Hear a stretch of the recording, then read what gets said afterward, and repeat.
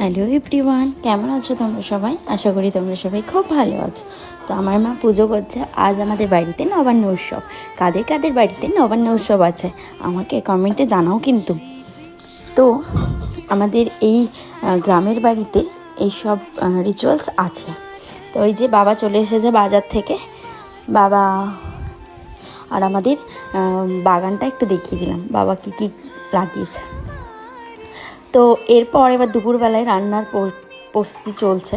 তো হচ্ছে বাঁধাকপি, বেগুন ভাজা, তারপরে মূলো ভাজা, পটল ভাজা, তারপরে কী কী হয়েছিল বেশ মনে পড়ছে না ঠিক একটা। তো অনেক রকমের ভাজা হয়েছিল, আলু ভাজা, পালং শাক হয়েছিল, শিম ভাজা হয়েছিল। তো আমার দই খেতে খুব ইচ্ছে করছিলো, একটু দই খেয়ে নিলাম। তারপরেই রাত হয়ে গেছিলো, তারপরে খাবার নিয়ে বসে পড়েছি সব গুছিয়ে গাছিয়ে। তো চলো টাটা আজকের মতো।